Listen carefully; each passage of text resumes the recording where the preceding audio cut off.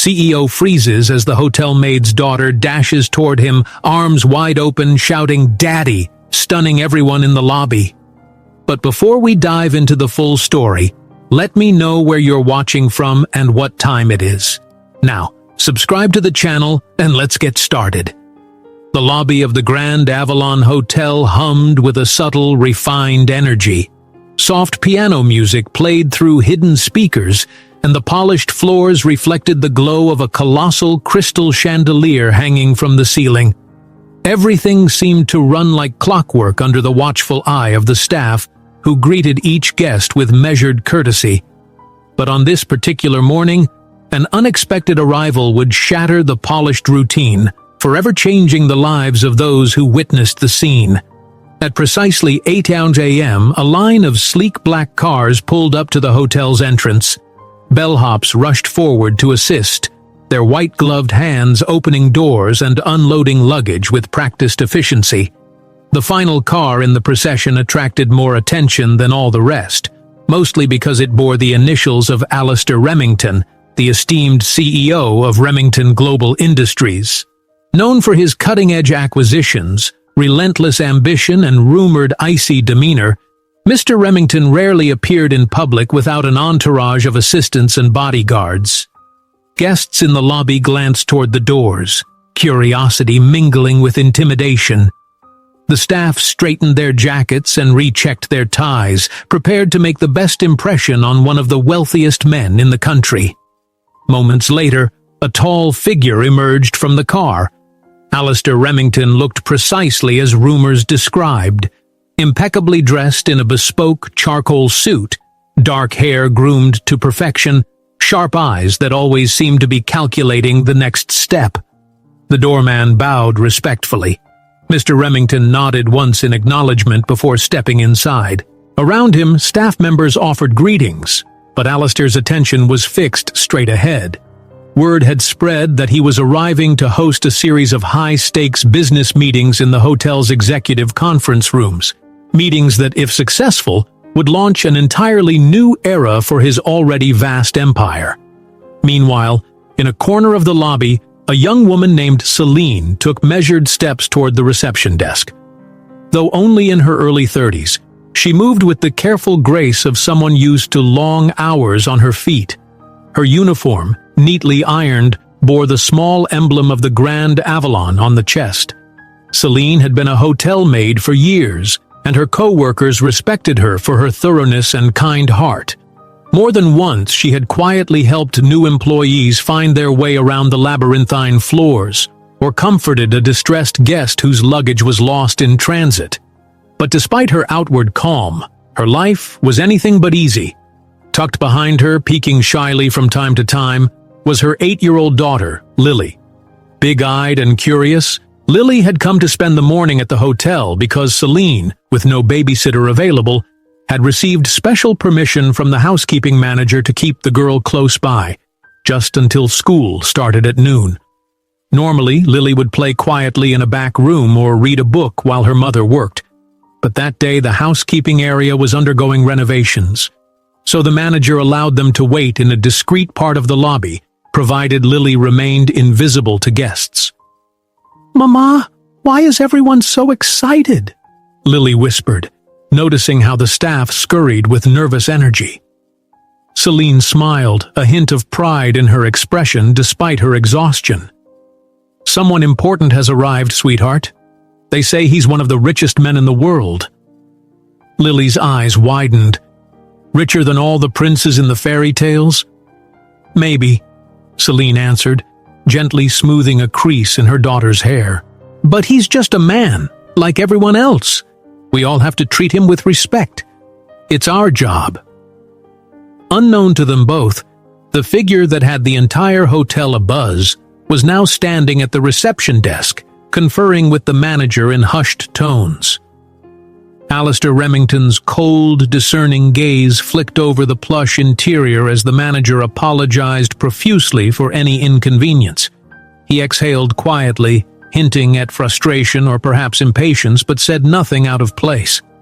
A suite on the top floor had been prepared to meet his exacting standards. Fresh flowers, premium brand liquors in the minibar, and strictly hypoallergenic pillows. This was the typical drill whenever Mr. Remington traveled, and the hotel's staff prided themselves on fulfilling his precise requests. Moments later, as the manager handed Alistair his key card, a faint laugh echoed from the far side of the lobby. Lily, trying to contain her giggles, had just tripped over a thick rug in her excitement. Celine helped her up, murmuring softly that she had to stay quiet.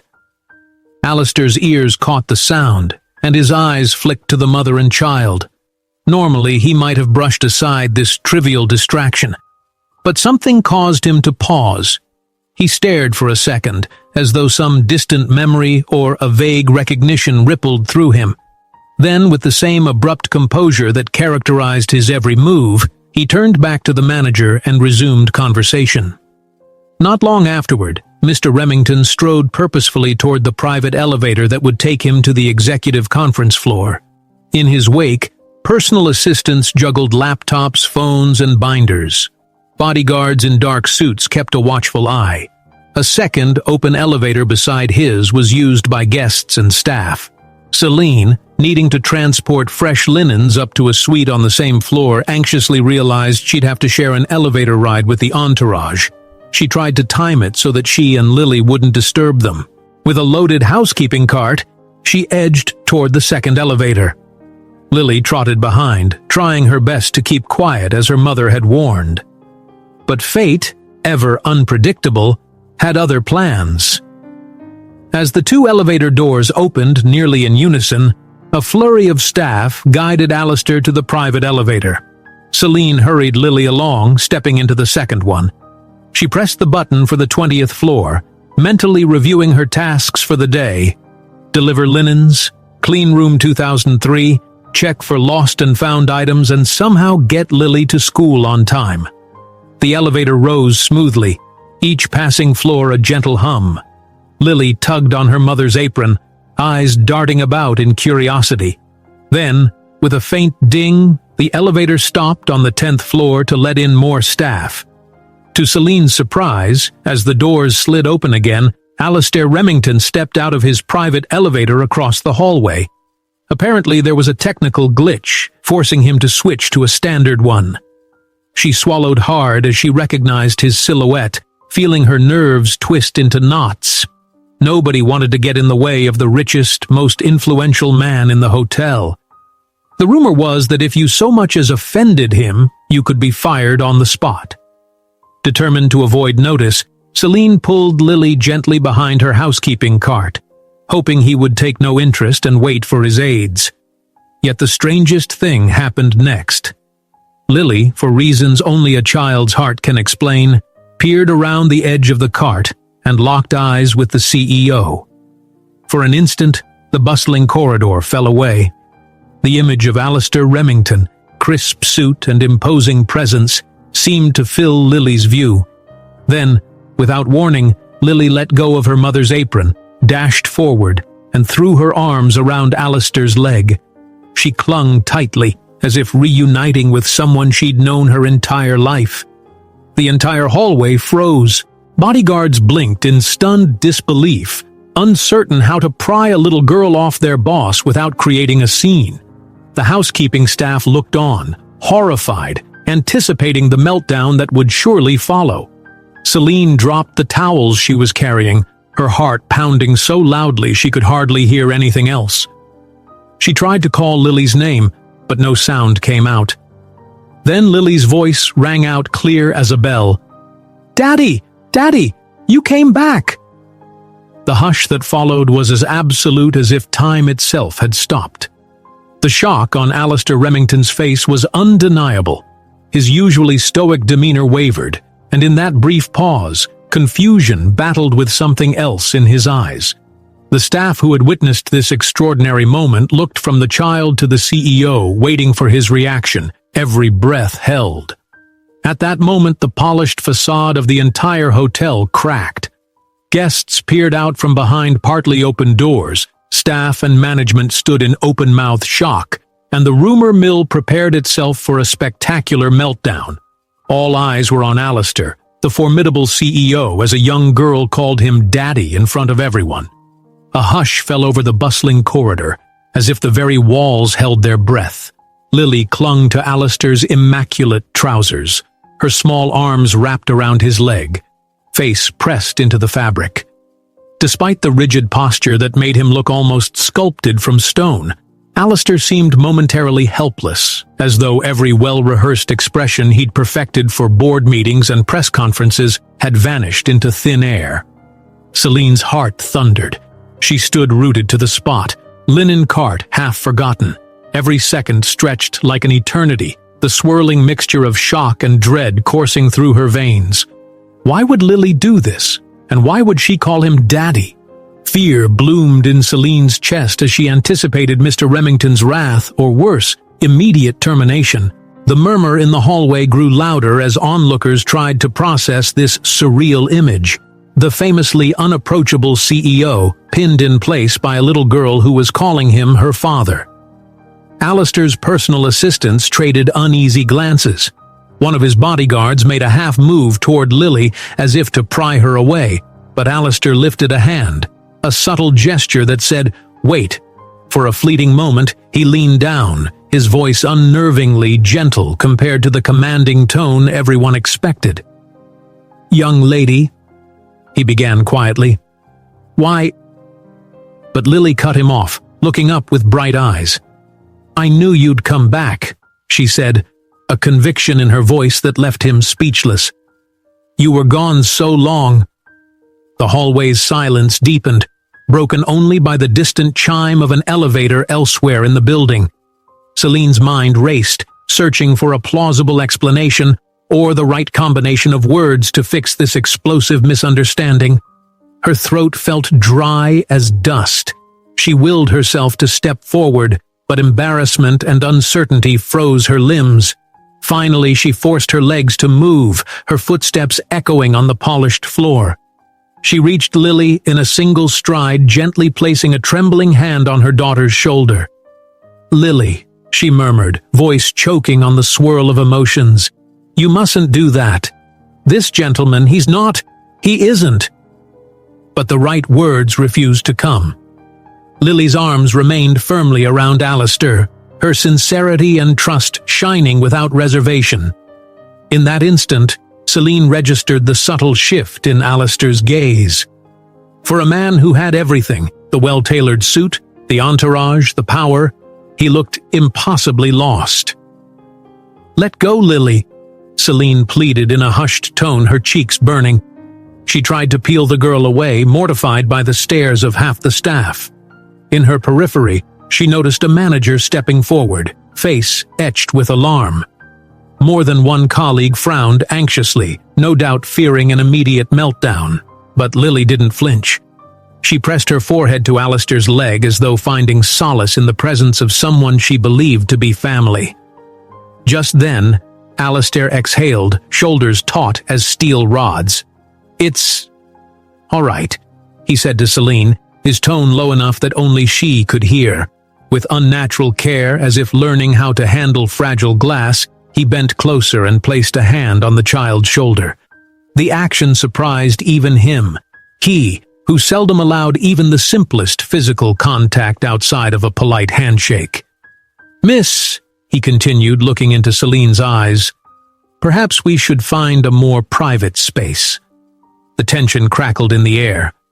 Celine glimpsed the housekeeping manager, who gave a panicked shrug, unsure whether to intervene. Alistair gestured to one of his assistants. "Clear the hallway," he commanded quietly. But the authority in his voice brooked no argument. "We need a moment." At once, the staff dispersed in a flurry of murmured apologies, ushering any lingering guests aside. Bodyguards strategically positioned themselves at the corridor's ends, effectively sealing off the area from prying eyes. Only a handful of people remained. Celine, Lily, Alistair, and a couple of his most trusted aides.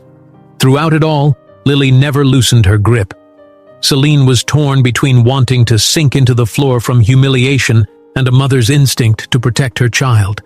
She found herself carefully prying Lily away, ignoring the wave of panic flooding her insides. "Lily, you must let go of Mr. Remington," Celine said gently. He's not who you think he is."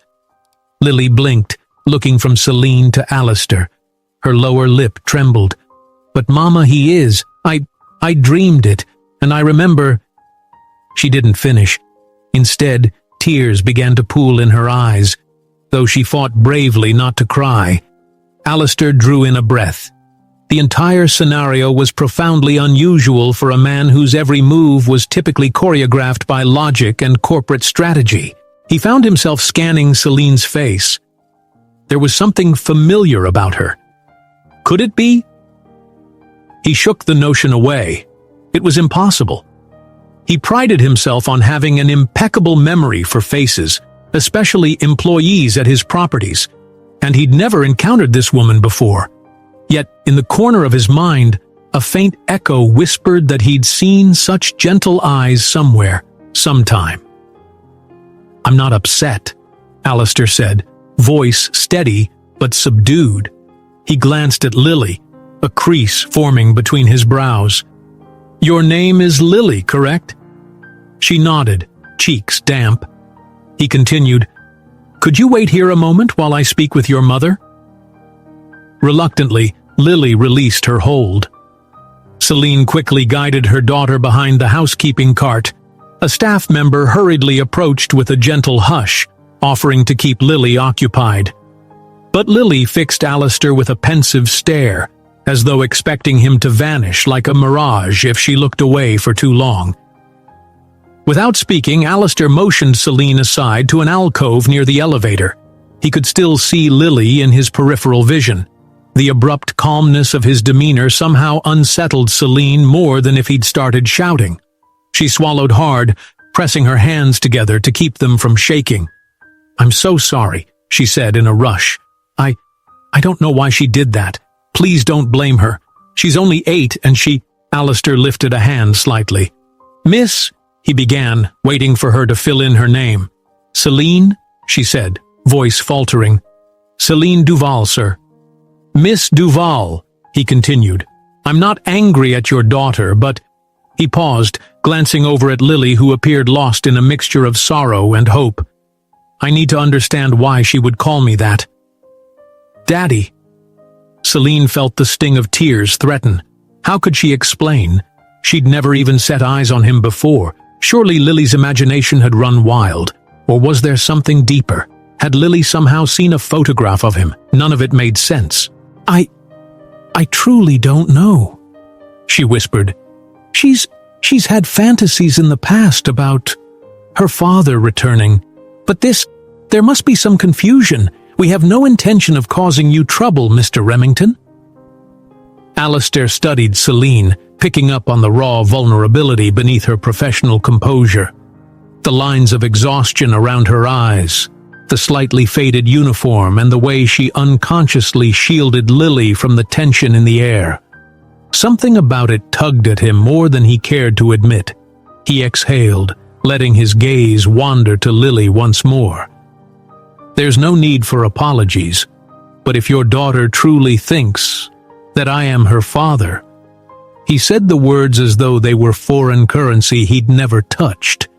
"Then perhaps we should determine where that belief comes from. It might not just be a child's fantasy." Before Celine could respond, Lily slipped from behind the cart and inched closer. Her eyes, bright with unshed tears, fixed on Alistair. "Mama always said my father left before I was born," Lily said softly. "She never told me who he was. I thought maybe it was you, because—" Celine's cheeks burned. All the details Lily had conjured in her little mind, stories from bedtime, rumors overheard, or small hints gleaned from half-finished conversations. "Lily," Celine managed, fighting to keep her composure, "we've discussed this. Your father is someone we don't have in our lives. Mr. Remington isn't him." Alistair turned toward Lily, a strange gentleness in his expression. "You're sure we've never met before?" he asked. For an instant he questioned the remote possibility. Could he, in his youth, have fathered a child unknowingly? But no, He'd never had a serious relationship that ended abruptly enough to produce a hidden daughter. His personal life was no open book, but he was methodical, private, and had never allowed a scandal to surface. Still, the gnawing confusion wouldn't leave him. More hotel staff hovered in the background, desperately trying to appear busy while eavesdropping. The entire corridor radiated tension. Lily rubbed her nose, quiet tears pooling. "You just feel like him," she whispered, her small voice cracking the hearts of everyone who overheard. "In my dreams, I see a man in a suit. Tall, strong, always watching me from far away.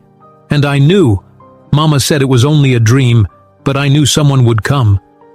Celine pressed a hand to her mouth, torn between wanting to comfort her daughter and wishing the earth would swallow her. The final straw was the manager discreetly clearing his throat. "Sir," he addressed Alistair, "should I escort Ms. Duval and her child elsewhere? Possibly the manager's office so as not to disrupt—" "No," Alistair said curtly, cutting the manager off. "I'll handle this." He looked at Celine again. "Please bring your daughter upstairs. I have a suite reserved on the top floor. We'll talk there privately, and you have my word. This conversation remains off the record." The surprising calm in his words revealed a sense of control that refused to be rattled. Celine hesitated. Was he giving an order or an invitation? Either way, it was a directive nearly impossible to refuse. She nodded, anxiety swirling in her chest. Gesturing for Lily to follow, she and her daughter trailed Alistair to the elevator. This time, the housekeeping cart was left behind, and the watchers parted like a wave, eyes full of speculation.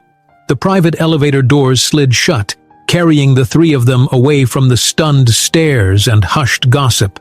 Inside the quiet sanctuary of the elevator, Lily clung to her mother's side, occasionally peeking up at Alistair, who stood with one hand on the polished rail. No one spoke. The air thrummed with unasked questions.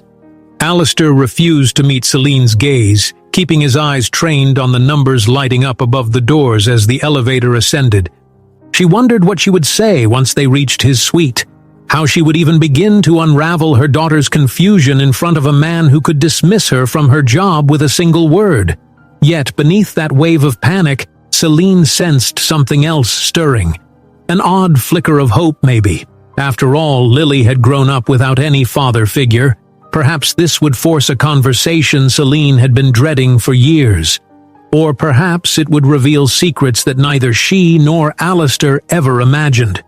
Before she could delve deeper into her thoughts, the elevator chimed, announcing their arrival at the top floor. The doors slid open to reveal the hushed elegance of the penthouse hallway. Alistair gestured for Celine and Lily to step out first.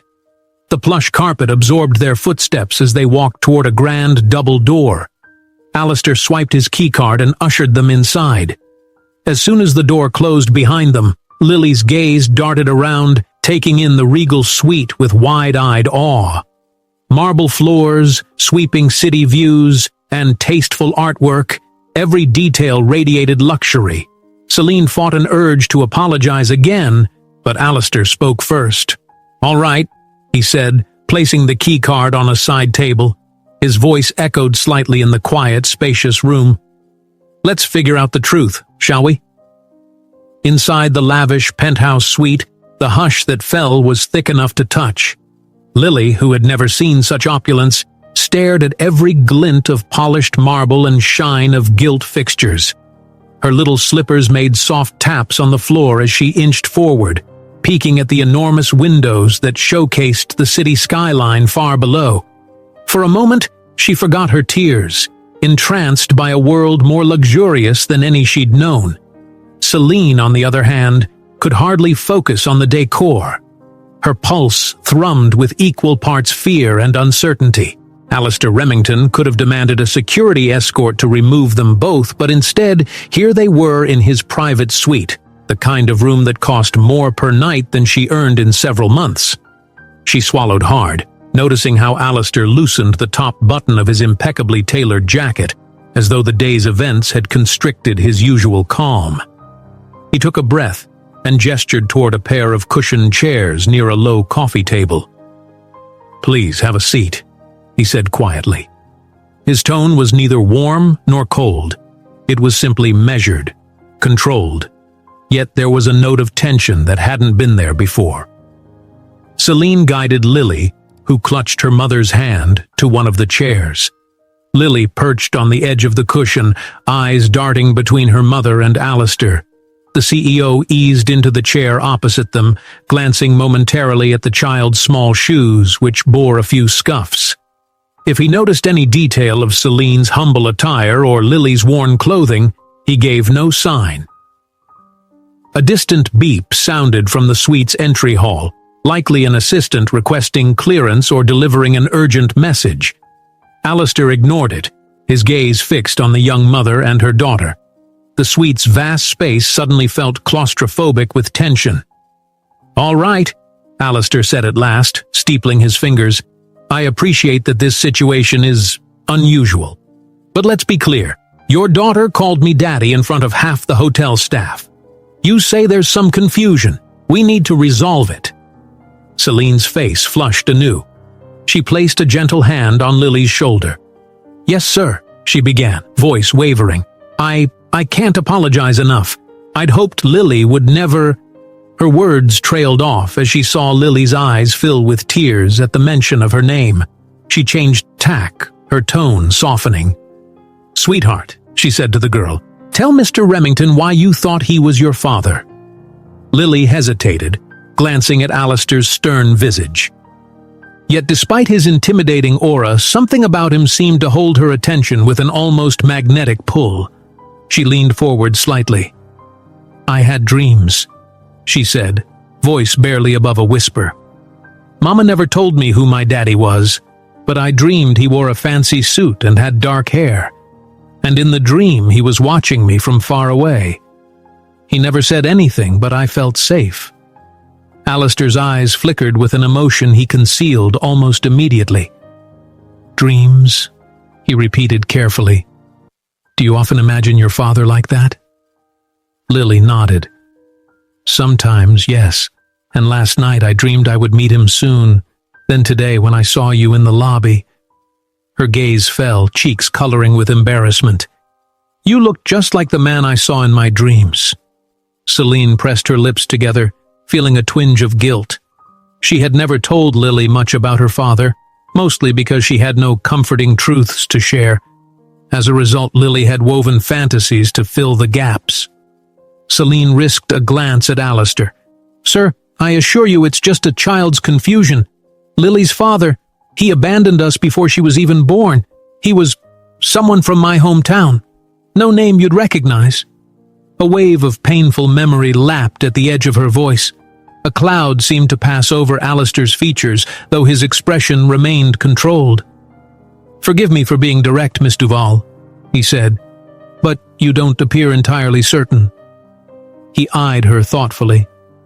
"Is there any chance that I met you years ago? Perhaps I visited your town, or—" She shook her head firmly. "No, sir. Absolutely not. I would remember if I'd crossed paths with someone like you." Her words carried the bite of truth. Lily's father wasn't wealthy or famous. He was just a man who left. Silence settled between them, broken only by the distant hum of air conditioning. Lily shifted in her seat, her small voice piping up again. "So, you're not my daddy?" Tears brimmed in her wide eyes, the heartbreak almost tangible. Celine squeezed Lily's hand. "I'm sorry, darling," she murmured, her own heart twisting. "It's not him." She managed a gentle smile, hoping to soothe her daughter's disappointment. Alistair observed the exchange with an expression that bordered on discomfort. Most of his life revolved around contracts, negotiations, data-driven decisions. Emotions, and certainly tears, were rarely part of his daily interactions. Yet here was this child, heartbreak evident on her face, and he couldn't quite tear his gaze away. He breathed out, then leaned forward slightly. "Lily," he began in a measured tone, "I'm sorry for your disappointment. Sometimes dreams make us believe in possibilities that aren't real." He paused, voice lowering a notch.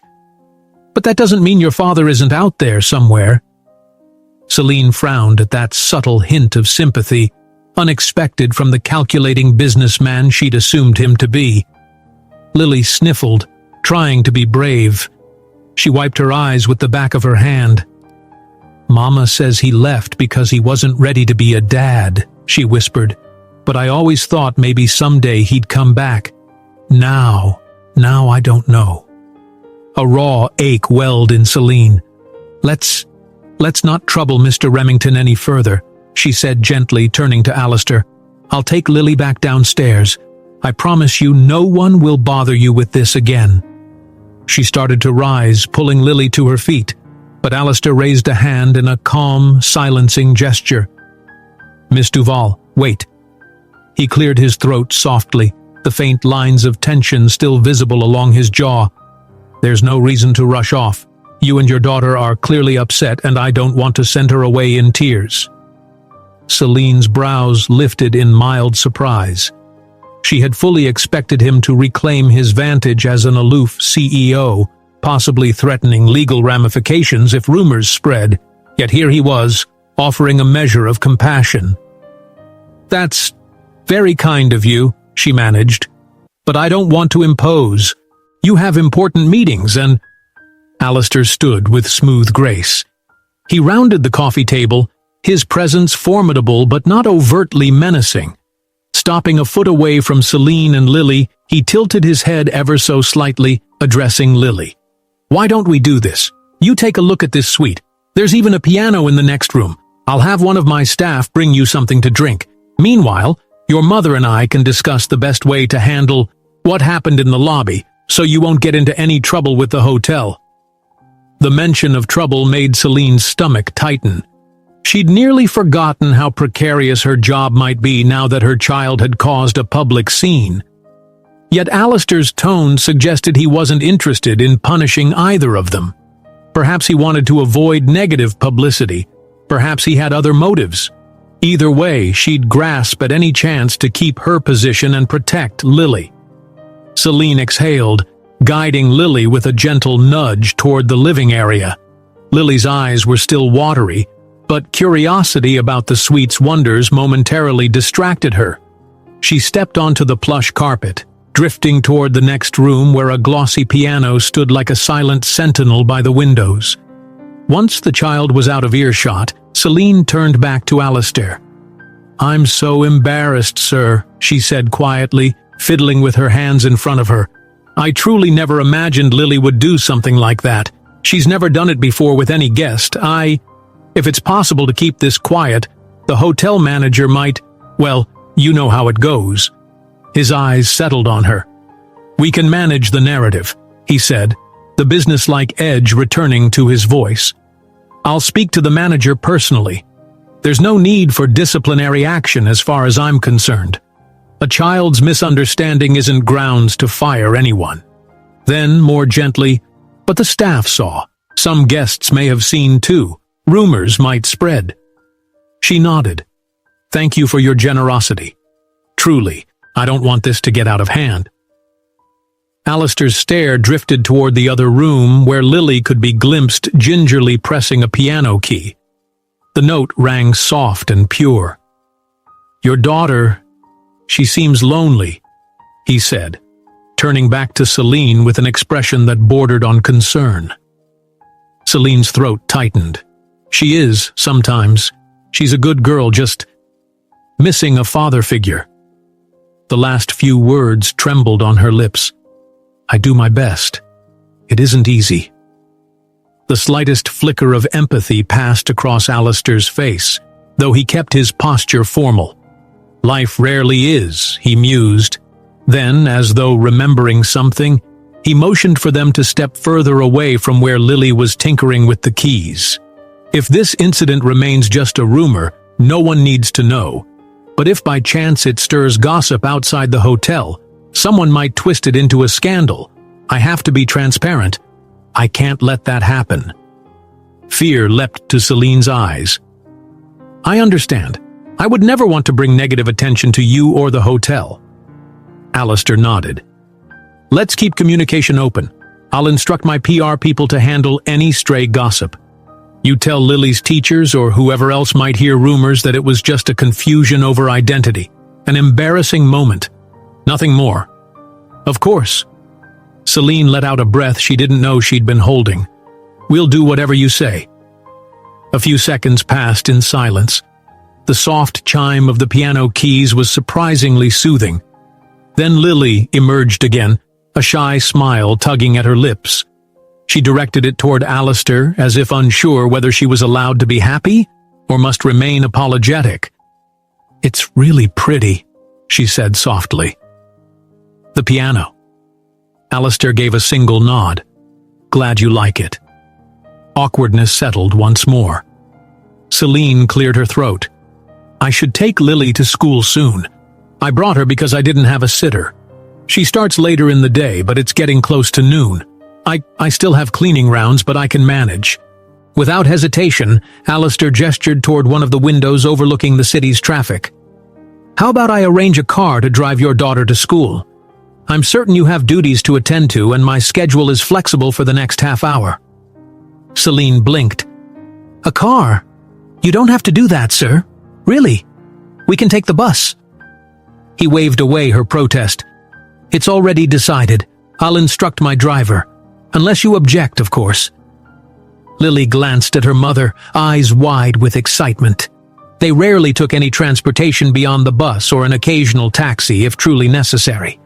Celine wanted to refuse, not liking the sense of indebtedness. But the memory of Lily hugging his leg and calling him Daddy still burned fresh in her mind. She swallowed her pride, thinking of Lily's comfort, and the fact that Alistair was extending an olive branch. "Thank you," she finally said. "That's very generous." Alistair flicked his phone on and typed a brief message, presumably to his driver. Then he returned his attention to Lily. "I'll have someone escort you downstairs," he said kindly. "While we wait for the car, why don't you see if you can find the right note to play on that piano? I heard you testing a key or two." Lily's cheeks warmed.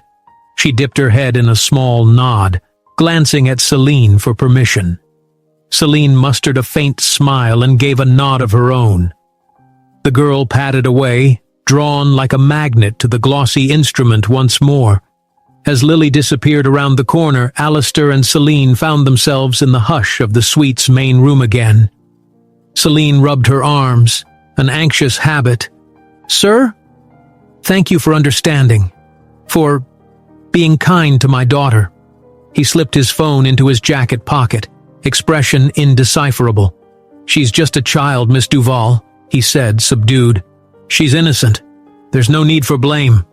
Celine bit her lip, curiosity stirring in spite of her better judgment.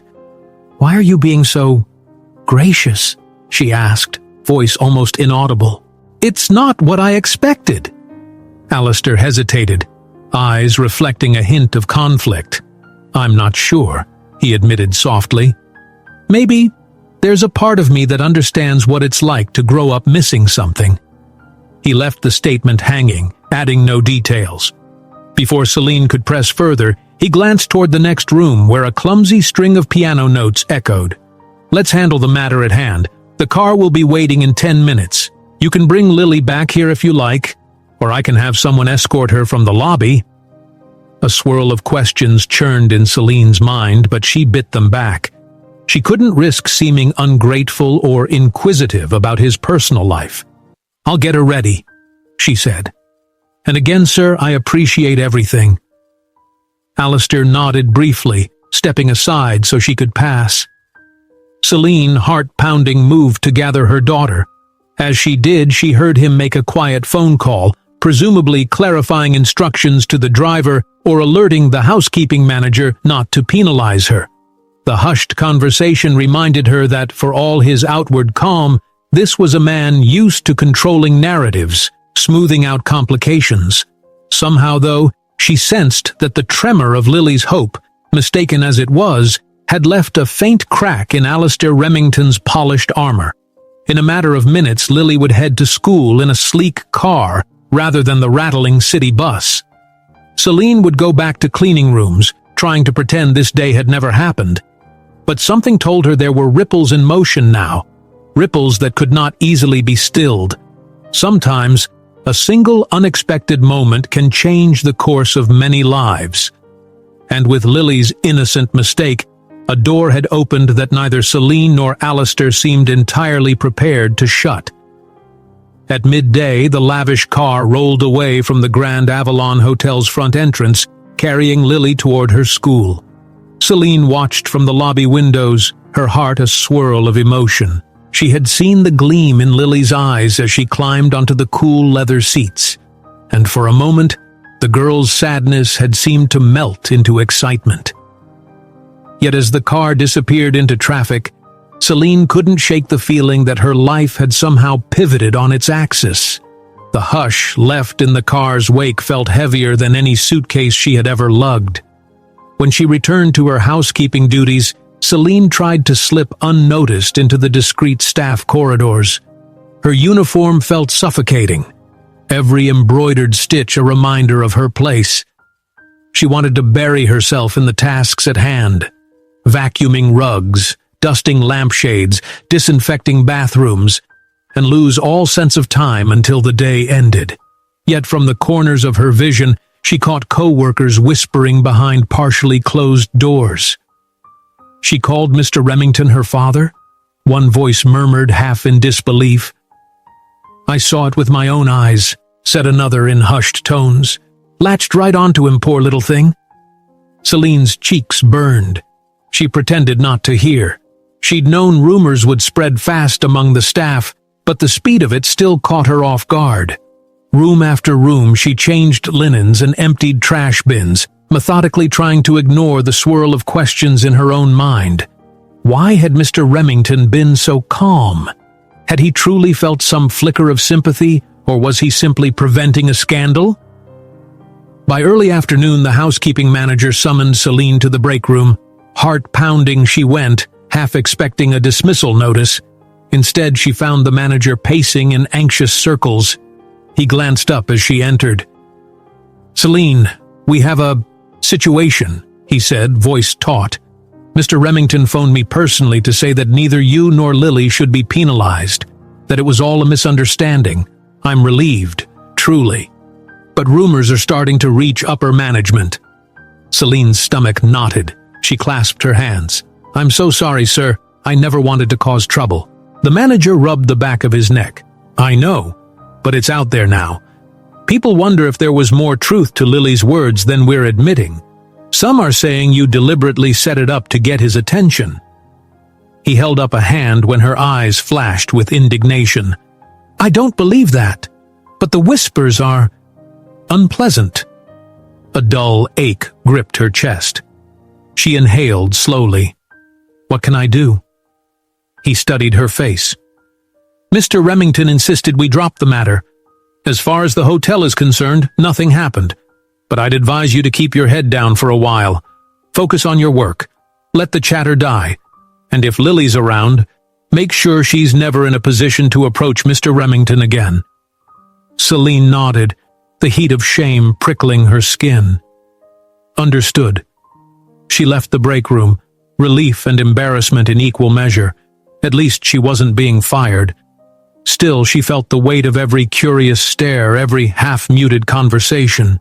Throughout the rest of her shift, she worked steadily, her mind spinning with how best to reassure Lily once school let out, how to keep her daughter from further heartbreak. Evening settled over the hotel, the golden lights of the city visible through tall windows. Alistair Remington's meetings in the executive conference rooms ran late. His assistants came and went with reams of documents, snack trays, and pots of coffee. Celine glimpsed them only from a distance, careful to avoid passing too closely.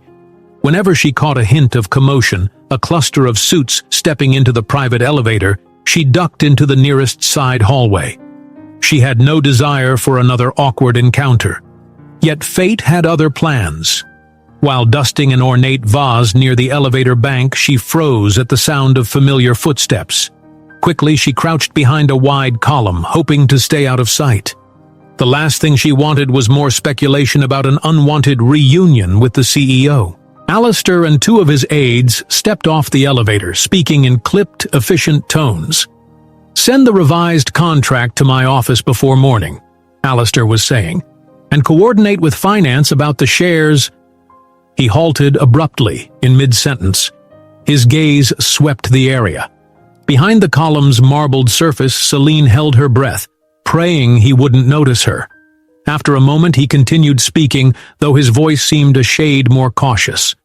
"Tomorrow's schedule. A flight at 9 a.m., correct?" One of the aides nodded. "Yes, sir. A car will take you from here at 7:30. "Fine. Meeting adjourned," Alistair said, stepping away. "I'll be in the suite, finishing a few calls." The men dispersed, leaving Alistair alone. He moved to the main hallway leading to the penthouse elevator. As Celine remained hidden, she wondered why he had paused. Had he sensed her presence or simply been scanning for security reasons? Her heart drummed, ears alert to every echoing footstep. Suddenly the CEO's voice sliced the hush. "Miss Duval, I know you're there." Her stomach plunged. Pressing her lips together, she rose from her crouch, face hot. How had he noticed her? Perhaps her reflection in the polished walls or a faint rustle of her clothing had given her away. No use hiding now. She stepped out, shoulders squared. I'm sorry, Mr. Remington," she said quietly. "I didn't want to disturb you." He studied her, expression unreadable in the dim corridor lighting. The faint lines of fatigue creased his forehead, traces of a long day's negotiations. "You're not disturbing me," he replied, voice subdued. "I was about to head up to my suite." She nodded, glancing down at the duster in her hand. "All right then. Good night." She turned to leave, but his voice halted her again. "Actually, wait." She pivoted back, her pulse quickening. His eyes rested on her as though trying to decode some puzzle. "How did Lily fare at school?" he asked at last, the question sounding unexpectedly gentle. Celine blinked. That was the last thing she had expected him to ask. "She managed fine, I believe. She told me she was excited to ride in a fancy car. It lifted her spirits, so thank you." A faint shift passed over his face, something resembling relief or satisfaction. "Good. I'm glad she didn't stay upset." Celine hesitated, then ventured carefully, "Why do you care, sir? About Lily's feelings, I mean." He tilted his head, the motion slight. For a breath, his guard seemed to drop. "I'm not entirely sure," he admitted. "It could be that seeing her reminded me of other children I've encountered in philanthropic events, or perhaps it's simpler than that. She's a child without a father, and I empathize with that in ways I can't fully explain." The honesty in his tone took Celine by surprise, so the man had a softer side after all. She studied him, noticing that for all his refined posture, his eyes held a subtle flicker of unresolved emotion. "That's very kind of you," she said, "but I promise Lily won't trouble you anymore." He nodded. Silence stretched between them, weighted but not hostile. A swirl of unspoken thoughts passed in the corridor's hush, his quiet curiosity and her guarded gratitude. Then he cleared his throat. "If you need anything, for her, let me know," he said, briskness seeping back into his voice. "I'm sure the hotel staff can pass a message if necessary." She dipped her head. "I appreciate that." Without another word, he turned and strode to the penthouse elevator, his footsteps echoing. The doors slid open and he was gone. Celine remained still for a moment, the duster clutched to her chest like a shield. A part of her wanted to chase after him with 100 questions about why Lily's tears had rattled him, or what exactly he meant by empathizing with a fatherless childhood. But she stopped herself, knowing better than to overstep. He was still Mr. Remington, the man who owned half the city's corporate skyline, not someone in her social sphere. She finished her shift in a haze, returning to the break room to change out of her uniform and fetch her belongings. The city's lights twinkled outside the staff exit door as she stepped onto the sidewalk. Tiredness clung to her bones. She had enough time to pick Lily up from a neighbor's place where she stayed after school, then head home to their modest apartment. In the cramped bus that evening, Lily leaned against Celine, chattering about the day's events, her classmates' reactions to seeing her arrive in a sleek black car, the teacher's curiosity, and how Lily had shrugged it off as a favor from a friend. Celine listened, nodding, her mind adrift. She made sure Lily understood not to mention Daddy or Mr. Remington in front of others. The child agreed readily, though a certain wistfulness surfaced in her eyes whenever she recalled the brief ride in that luxurious car. Their small apartment was located in a neighborhood of peeling paint and flickering streetlights. It was humble but clean, decorated with simple furniture and crocheted doilies. After a light dinner, Lily headed to her little bedroom to work on homework, and Celine busied herself with chores. Yet every so often she caught herself thinking about the quiet intensity in Alistair's gaze. His admission that he empathized with fatherless children lingered, like a puzzle piece she couldn't place. She tried to brush it off as mere politeness from a wealthy man who occasionally indulged philanthropic impulses. Yet she couldn't deny that something in his demeanor suggested a deeper chord had been struck. As the night wore on, she tucked Lily into bed, pressing a gentle kiss to her daughter's forehead. Lily had drifted off, lulled by the day's excitement. Celine turned off the small lamp, letting the hush of the apartment envelope her. Returning to the living room, she curled up on the worn couch, exhaustion weighing her down. But sleep wouldn't come easily. Her thoughts kept spinning. Lily's heartache, the swirl of gossip at work, and the fleeting moment of connection she had witnessed in Alistair Remington's eyes. Though she had no clue where it might lead, she sensed that the events of this single day had altered the course of her carefully balanced world. She promised herself she would keep Lily safe, no matter what. Even if that meant making sure the door that had briefly opened, linking her daughter to a man of power, stayed firmly closed. Yet deep in her heart, a tiny spark of curiosity refused to die. Had Lily's simple mistake awakened something in Alistair, something that might forge an unexpected bond? She prayed not. Life was complicated enough as it was, but her gut told her that sometimes things happen for a reason, and as she finally drifted into uneasy slumber, she couldn't shake the sensation that the next time she crossed paths with Alistair Remington, it might not be by chance at all. Morning brought a hazy sun over the city skyline. At the Grand Avalon Hotel, staff were already bustling by 6 a.m., polishing every reflective surface, aligning the floral arrangements, and ensuring the breakfast buffet gleamed with arrayed pastries. Celine arrived through the service entrance, uniform pressed, hair neatly pinned, determined to navigate her duties without incident. Her first stop was the employee locker room. She stored her personal bag, checked her reflection in the small mirror. New shadows under her eyes. Another restless night. She closed the locker, drew a breath, and braced for whatever the day would bring. But as she stepped into the hallway, an unexpected sight made her freeze. 2 burly security men stood just past the door, scanning the corridor. Their earpieces gleamed under the fluorescent lights, and they wore suits far more expensive than typical hotel security. They eyed her briefly, then resumed their silent watch. Her pulse jumped. These weren't Grand Avalon guards. Could they be part of Mr. Remington's entourage? The thought unsettled her. Why would they be stationed in the staff area so early? Trying to appear calm, she gave them a polite nod. They didn't respond, only continued their vigil. She moved on, heart fluttering. Maybe Alistair's schedule required extra security this morning. Perhaps he was leaving soon and wanted the route protected. After all, he'd mentioned a flight at 9 a.m. the previous day. She hurried to housekeeping headquarters where assignments were posted. The day's list gave her a jolt. Top floor VIP suite, Mr. Remington's suite, needed a pre-departure check and refresh. Celine's name stood beside it.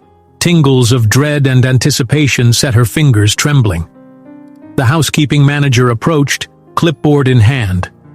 "Celine," he said quietly, "I understand it might be uncomfortable, but he specifically requested you for that suite. He said you knew the layout from your previous duties." She stared in disbelief. "Mr. Remington asked for me?" The manager nodded, glancing around as if not wanting to be overheard. "He insisted there was no issue with the lobby incident yesterday. He trusts your professionalism."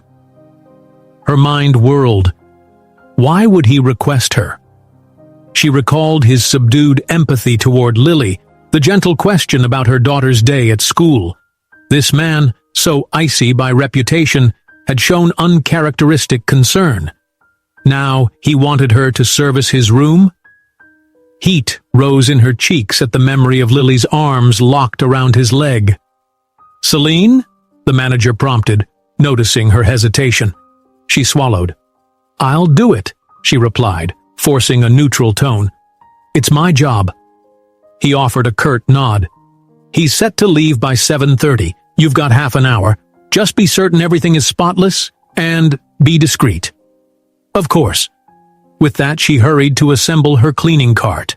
The other housekeepers, curious, threw glances her way, but no one voiced any speculation outright. She loaded fresh linens and towels, pocketed the suite's passkey, and made for the private elevator that led to the penthouse. Every second felt hyper-focused as she pressed the button, rolling the cart inside. The elevator ascended smoothly. Part of her feared stepping out, and discovering Lily's confusion had sparked yet another awkward encounter, or some new twist of the rumor mill. But she couldn't let her anxiety paralyze her. This was work, plain and simple, or so she told herself. At the top floor, the doors slid open onto the hushed corridor that led to Alistair's suite. Even the air felt different here, cooler, tinged with the faintest scent of fresh flowers. 2 more security men were posted outside the double doors. At her approach, one stepped forward. "Ms. Duval?" he asked in a low voice. She froze. "Yes?" He motioned for her hotel ID, which she produced with trembling fingers. After a quick scan, he nodded. "Mr. Remington indicated you'd be arriving. You can enter." Then he turned to the other guard. "Stand by." Celine pushed the cart to the door, heart hammering. She raised a hand to knock, but the security man leaned over and swiped a special card, unlocking the suite from the outside. The double doors eased open on silent hinges, revealing the grand interior where she'd been just yesterday with Lily. She inhaled slowly, stepping in. The place looked much the same, polished floors, grand windows, modern artwork. Yet the hush felt heavier, as if layered with the knowledge of their recent encounter. The suite was tidier than she expected. No sign of clothes tossed about, or a messy bed. Alistair Remington didn't strike her as the type to leave clutter in his wake. Still, she cleared her throat softly. "Housekeeping," she called, voice subdued. "Mr. Remington?" No answer at first. She pushed the cart deeper into the suite, scanning the open living area. The bed was unmade, linens turned down. A single suitcase stood on a luggage rack by the window. Papers and a laptop occupied the coffee table, and a half-finished cup of coffee was set beside them. "Hello?" she tried again. Then, hearing faint movement in the adjacent bedroom, she left the cart in the living room. The door to the bedroom was ajar. She tapped lightly on the frame. "Sir?" A low murmur, then Alistair's voice emerged. "Yes, come in." Celine's stomach flipped. She pushed the door open a few more inches, peering in. Alistair stood near the closet, wearing a dress shirt unbuttoned at the top and slacks. He held a phone to his ear, speaking in a clipped tone. On the bed lay a selection of ties and jackets, as if he'd been deciding which to wear. He glanced at Celine, lifted a finger to indicate he needed a moment. She stood quietly, eyes lowered. Heart pounding, she forced herself not to stare at the slight reveal of his collarbones or the lean lines of his frame. She was here to do a job, nothing more. Yes, that's final, he spoke into the phone. Send the updated figures within an hour. A pause. I'll see you at the jet. Understood. He ended the call, slipping the phone into his pocket. Then he turned to her, face measured. I requested you because I trust your discretion. She nodded. Of course, sir. I'm here to ready the room. You're checking out soon? He watched her for a moment, expression unwavering. In half an hour. My flight leaves at 9. His gaze flicked to the bed. Please change the linens. I didn't sleep much. I think I was up until 3 a.m., reviewing contracts. Her throat went dry. Right away, sir. She busied herself pulling fresh sheets from the cart. She stripped the bed efficiently, trying not to inhale the faint scent of cologne that lingered on the pillows. Meanwhile, Alistair moved about the room, selecting one of the ties from the bed and slipping it around his neck, fingers deftly tightening the knot. Once or twice, Celine sensed his gaze on her, but she refused to look up. Silence draped the space, broken only by the rustle of linens. Finally, when she'd tucked crisp new sheets, she cleared her throat. I'll restock the bathroom and tidy up, she said softly. Would you like me to dispose of that coffee? He nodded. Yes, please. He hesitated, then added, Before you finish, I'd like a brief word, if you don't mind. Her pulse thudded. Certainly, sir. She quickly moved to the living area, disposing of the coffee and wiping the table. She restocked towels in the bathroom, removed any stray trash, and paused to check that everything appeared impeccable. All the while, her mind churned with speculation about what he wanted to say. Perhaps a final admonition about the rumor, or maybe a personal remark about Lily. Her stomach roiled with anticipation. At last, she returned to the bedroom doorway. Alistair was standing by the tall window now, gazing out. His jacket on, tie impeccably centered, he looked every inch the powerful executive. Yet tension pinched his brow. He turned as she approached. Miss Duval, he began, I'm leaving for a few days, maybe a week. I want you to know that if you or Lily need anything, you have a direct line to my staff. The manager knows how to reach me. Her fingers tightened around the feather duster she still carried. I don't think we'd require anything, sir, but I appreciate the offer. He exhaled, nodding. Well, it's there nonetheless. Then, to her surprise, his gaze softened slightly. How is she today? Your daughter? Fine, Celine replied, keeping her voice steady. Curious, I suppose, she asked again about you. She shifted her stance, feeling a wave of protective instinct. I just told her we cleared up the misunderstanding. His eyes flickered with something akin to regret. Yes, the misunderstanding. A soft pause followed. Then he reached into his pocket and withdrew a small envelope. He extended it to her. Before I go, please take this and don't refuse. She blinked, looking down at the envelope. It felt thick, like it contained papers. What is it? She asked, hesitant. Open it later, he said. It's just a gesture, a scholarship fund reference, a contact for a private tutor if Lily ever needs it, a few resources. Her cheeks flushed with heat. Sir, that's too generous. You don't owe us anything. We're strangers to you. His gaze was unwavering. You're not strangers, not entirely. Regardless, my resources are considerable, and it would ease my mind if you'd at least keep these options in hand for your daughter's future. She has dreams, doesn't she? Celine swallowed hard. Yes, of course she does, but I can't accept— You can, he cut in gently. And you will. Think of it as philanthropy if that helps, or simply a gift. If you have no use for it, fine. But I want you to have it. He pressed the envelope into her grasp, his tone final. Please. Her heart thumped painfully. Part of her bristled at the notion of charity, not wanting Lily to feel like a pitiful case. But another part recognized that refusing outright might offend him, risking her job and severing any goodwill that might be helpful down the line. With trembling fingers, she tucked the envelope against her chest. Thank you. she managed, voice thick. "I'll consider it." A tense moment stretched out. Then Alistair nodded briskly, regaining his usual poise. "I appreciate your discretion. I don't anticipate any further fuss about the lobby incident. But if something arises, someone tries to leverage the rumor, call my staff immediately. Understood?" She nodded. "Yes." He retrieved his phone from the nightstand and slid it into his pocket. "Well, that's everything." He paused, meeting her eyes. "Safe days ahead, Miss Duval." "Safe trip, sir," she responded softly. She stepped aside as he collected his suitcase. The final linen adjustments lay behind her, the bed pristine once more. Alistair walked past, giving a single nod as farewell. She trailed him to the suite's entrance, where his security escorted him away. The doors clicked shut, leaving her alone in the silent penthouse. For a long moment, she couldn't move. Her gaze dropped to the envelope in her hand. What had just happened?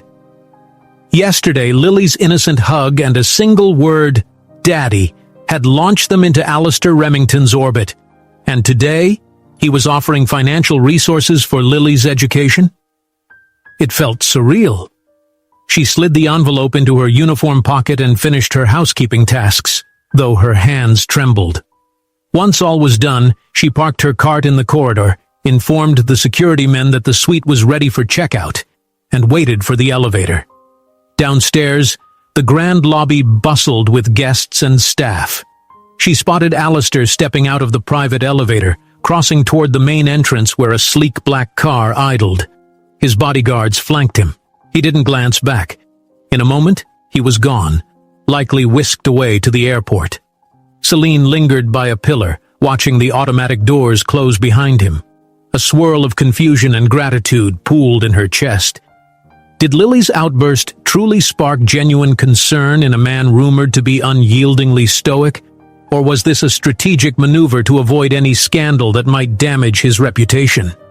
She exhaled shakily, finally returning to her duties. One thing was certain. Lily had unwittingly connected them, however briefly. And in her pocket, that envelope felt heavier than any normal slip of paper should. A silent promise or an uncertain tether to a man who had once been a stranger. A week passed, and life settled back into its usual patterns, at least on the surface. Celine rose each day before dawn, slipped into her housekeeping uniform, and rode the bus downtown with Lily. After dropping her daughter at school, she'd arrive at the Grand Avalon to tackle her shift. She followed a routine of cleaning, changing linens, and welcoming new guests with a quiet, practiced smile. In her free moments, she replayed the scene of Alistair Remington quietly pressing that mysterious envelope into her hands. But the swirl of confusion in her mind gradually began to subside. She had done as he asked, waiting until the evening after his departure to open the envelope privately in her small apartment.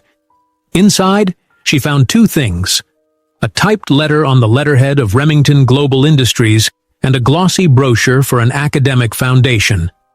The letter explained that Lily, if she ever applied to one of several partnering private schools or extracurricular programs, could receive scholarship backing in full. It also mentioned that if Celine needed help tutoring Lily, she should reach out to a contact, someone in Mr. Remington's philanthropic office, presumably. There was no direct mention of money as a gift, but the resources spelled out a form of support that would otherwise be impossible on Celine's modest income. The second item, the brochure, outlined an educational fund for disadvantaged youth. Pages displayed photos of smiling students in well-equipped classrooms, with text describing how the fund covered tuition, uniforms, and occasionally even travel for special activities. Celine's chest tightened as she imagined Lily in a better school, one with robust arts programs, smaller class sizes, or a music club that could nurture her curiosity. Yet, self-doubt gnawed at her. Accepting help from a stranger, especially one as influential as Alistair, felt precarious. What if it came with unspoken obligations? Ultimately, she tucked the documents away in a drawer. For now, she told herself she'd keep them safe, in case she ever mustered the courage to let Lily apply. Meanwhile, she left the scholarship fund unmentioned to her daughter. Lily still had questions about the man in the suit, but day by day her sadness for the daddy who wasn't seemed to ease. Instead, she asked if Mr. Remington would visit the hotel again. Celine answered truthfully that she didn't know. After all, large as his empire was, he had a habit of rarely lingering in one location for long. But in the quiet spaces of her thoughts, Celine found her mind drifting. Whenever she glimpsed the penthouse corridor or the suite he had occupied, she'd recall his measured voice telling her he empathized with Lily's fatherless childhood. A question hovered. Had he grown up missing something as well? One cool morning, as Celine bustled through the 10th floor hallway with her cleaning cart, the housekeeping manager caught up to her, breathing a little more heavily than usual. "Celine," he said, hooking a finger around the handle of her cart to slow her. "I've got an assignment for you if you're willing." She adjusted the collar of her uniform, raising her eyebrows. "Yes?" He cast a quick look around, as if wary of eavesdroppers. "There's a corporate function in the hotel's grand ballroom this evening. Some charity gala. The Remington Global Philanthropic Branch is hosting it, along with a few other sponsors. We'll need extra staff on the upper floors, but also we want housekeeping presence in the ballroom. Not typical cleaning, more like on-call support in case of spills or emergencies." Celine's heart fluttered at the mention of Remington Global. She forced a neutral nod. "I see. It's a black tie event, so everything must be spotless. We usually rotate a few housekeepers through, wearing formal uniforms to discreetly tidy. If you're interested, it pays overtime." He hesitated, scanning her face. "It also means you'll be around some of the wealthy guests. Possibly Mr. Remington himself if he appears." She felt a jolt. "Is he in town for sure?" The manager shrugged. "Not necessarily. His name is on the host list, but these things can be arranged by his team even if he's abroad. Hard to say. Either way, we need staff. I remembered you often volunteer for overtime, so I'm letting you know first." Her mind spun. She needed the extra income. And realistically, she might not even see Alistair personally. He could be halfway across the world. "I'll do it," she said, lifting her chin. "No problem." He nodded appreciatively. "Report to the ballroom an hour before the event. They'll give you a special uniform. Let the lead coordinator direct you." He paused. "And Celine, if Mr. Remington does show up, no need to worry about last time. We have an understanding." She swallowed. "Of course. Thank you." He patted her shoulder and moved on. Celine let out a breath, then continued her tasks. The rest of the day flew by in a blur of vacuuming hallways, delivering extra towels and restocking minibars. By late afternoon, she hurried to arrange after-school care for Lily with the neighbor, reassuring her that she'd be home late but safe. She changed into a more formal housekeeping uniform, a black blouse and skirt with a subtle Grand Avalon emblem, and reported to the grand ballroom an hour before guests would arrive. The ballroom was a breathtaking space on the ground level, boasting high ceilings with gilt moldings and massive chandeliers. Staff scurried everywhere, draping tables in pristine linens, adjusting centerpieces of fresh flowers, and aligning place settings. White-gloved servers polished silverware, while event planners barked last-minute instructions. The hum of controlled chaos enveloped the space. Celine slipped into the routine quickly. She found the housekeeping station tucked in a corner behind a velvet partition. A neat row of cleaning supplies, extra napkins, and emergency stain removers waited. Her job, keep an eye on the perimeter for any spills or mishaps. Quietly step in to fix them and vanish without disrupting the gala. As the start time approached, the transformation was remarkable. The lights dimmed to a warm glow, a small string ensemble in the corner began playing gentle music, and uniformed doormen escorted the first guests inside. Men in tuxedos, women in gleaming gowns. People glided across the polished floor, greeting each other with polite airs. And there, at the far side, a large banner read, "Remington Global Charitable Initiative, Supporting Children's Education." Celine's heart gave a twist. Children's education. Precisely the cause that might tie into the envelope of information Alistair had given her. She wondered if he or his representatives planned to highlight that scholarship program tonight. Half an hour in, the ballroom was comfortably full.